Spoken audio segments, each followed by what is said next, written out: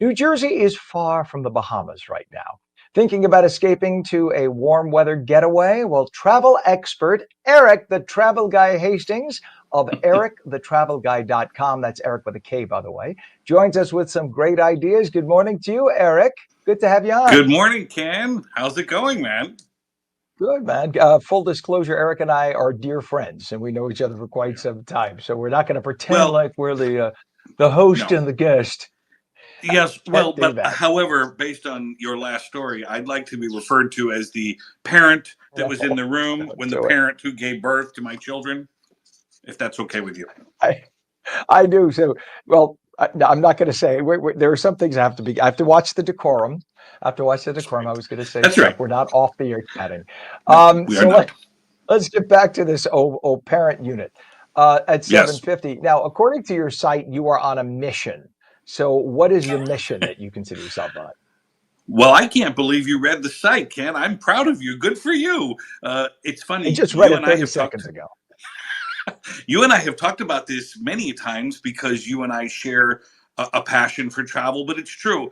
I didn't really think I was going to do travel for the rest of my life as a full-time profession, but I am on a mission. I want people traveling longer, staying longer, traveling more often, and experiencing the potentially life-changing positive power of travel. And that is my mission. Yeah. That's why I do this all day long. And just so that people know, Erik puts his money where his mouth is. Erik is a travel phenom. You love to go around the world. You Yeah, videotape wherever you go. And that's I right. know it's truly a passion of yours. So what is one of the questions you get asked the most, Erik? Wow, that's a great question. Let me think about that. People ask the usual things. Oh, where should I go? They're always asking me where they should go. I think that's kind of funny because they think, but again, my idea of a perfect vacation is not the same as your idea. But nevertheless, they ask that. But what they really ask a lot about is the airlines. People love to hate the airlines. I use that term loosely, so be careful. But they love to complain about the airlines. So they always ask me things like how early should I get to the airport? And I think that's a really interesting topic because, well, do we have time to do this, Ken? Can I ask you something? What Sure. what was the last flight you took? In fact, it was January 1st, New Year's morning. I took a flight to Fort Lauderdale. What time? First flight out. I always get, whenever possible, I take the first flight out.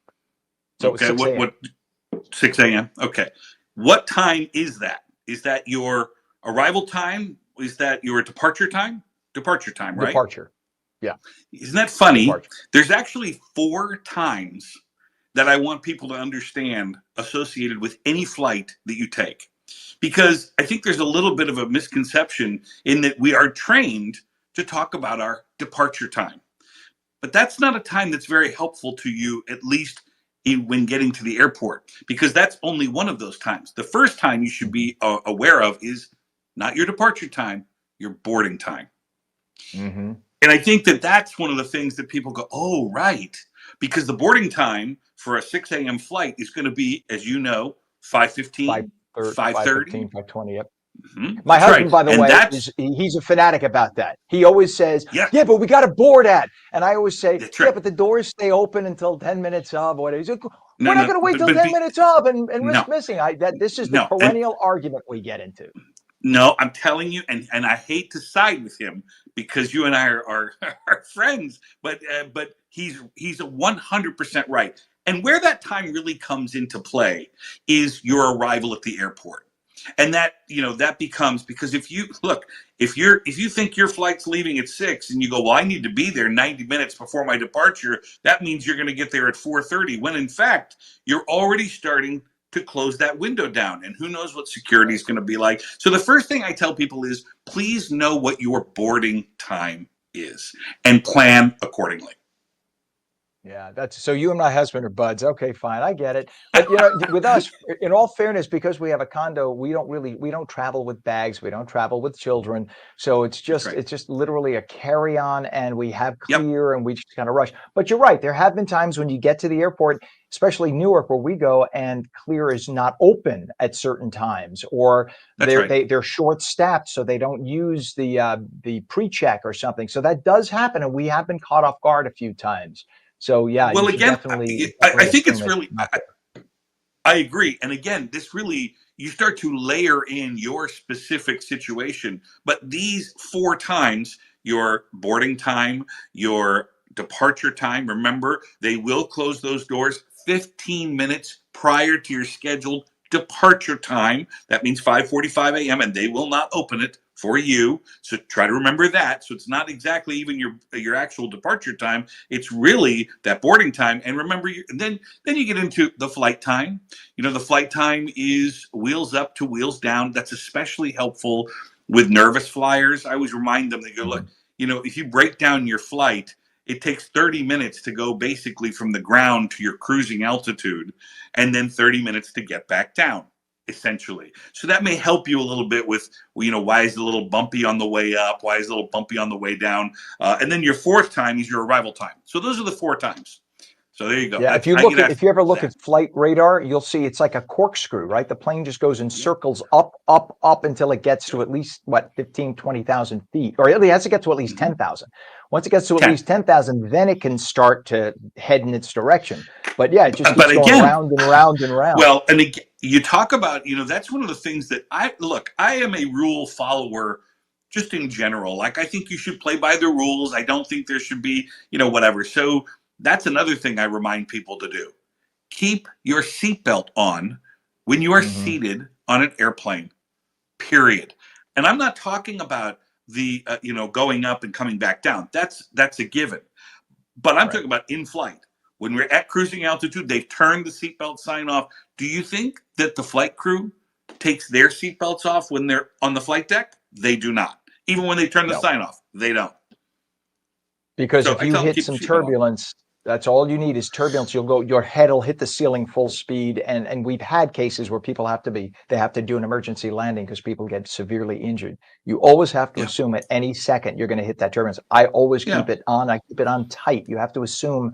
And that's why it bothers me when you have lap children and people who have tons of clutter in front of them, because if we hit that turbulence, everything's going to go flying, including your child. It That's really is right. concerning when I see that. You have to assume that at any second that's going to happen. Now, to speak of the negative, now, why does it seem of late we keep hearing about plane crashes? Is it truly that there are more, or we're just really No. hearing about the cluster because media loves to report things in clusters? Well, again, I don't remember the last time I saw a report about a plane landing safely. As a matter of fact, you know, Right. 150 planes just landed during this interview. I mean, if you look at the numbers, Google it sometime just for fun. I don't think people are really aware. Look, there's going to be 45,000 flights that are going to take off and land safely in this country today. You're going to move around 3 million people today, and those planes land safely. And even when Mhm. they don't, look at what happened in Montreal, excuse me, Toronto. Toronto, yeah. The fact that that flight crew got all 80 of those folks off that plane and nobody perished to my recollection as of today Right. is frankly remarkable. Because accidents do happen, so it's a little on our radar screen at this moment. But this too, that's like saying, the celebrities always die in threes. You always hear one, Right. then there's two, then there's this. It's the same kind of concept, but no. It's top Uh, of mind. And by the way, several of the other crashes that we've talked about, they were small planes in areas where they weren't manned by air traffic control, and it was supposed to be visual, where the small planes were supposed to be watching each other. And yet that got reported as a crash, as if it was a major commercial jet at a major airport. And that's why people well, conflate that. So that's part of the that's right. problem. And because And because the again, media likes to report it.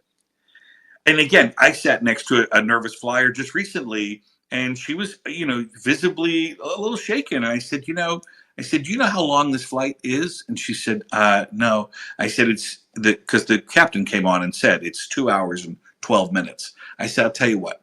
So why don't you get your phone out and set a timer? Right. When we leave the ground, set your phone to timer and watch. We'll land within 2 minutes, 1 minute of that time. There is nothing left to chance up there. There's system after redundant system after redundant system, things like TCAS, the traffic collision avoidance system, things like that. I mean, again, I'd fly any day, no problem. Yeah, like TCAS, where the two planes communicate with each other in an area where there is no air traffic, because there are parts, right? If they're over the Atlantic and whatnot, you need TCAS. The two planes will talk to each other, and the planes will make the decision electronically who gets to go at what altitude so that they don't collide. So it is. That's why when something does happen, it's so weird because electronically, it's almost an impossibility, but we don't want to say never. But listen, with about 30 seconds left, I want to ask you about itineraries. You love to share itineraries and cruises I love in 3 days. What can you tell us about it? Well, I can tell you in 30 seconds, make sure you are actually going on the vacation that you want to go on. I like mixing up on the beaten path versus off the beaten path. I do like to go where the locals go, but I also like to go and experience things that place is known for. And a lot of times that's on the beaten path. So the itineraries that I do, we talk a lot about that. It's a nice balance between the two. All right, there he is, Erik the Travel Guy Hastings of erikthetravelguy.com. That's Erik with a K. Right. Check out his website. Lots of fun stuff. See some of the locations he's been to and all the great video from around the world. Thank you so much, Erik, for joining us this morning on New Jersey Mornings. My pleasure. Thank you, Ken.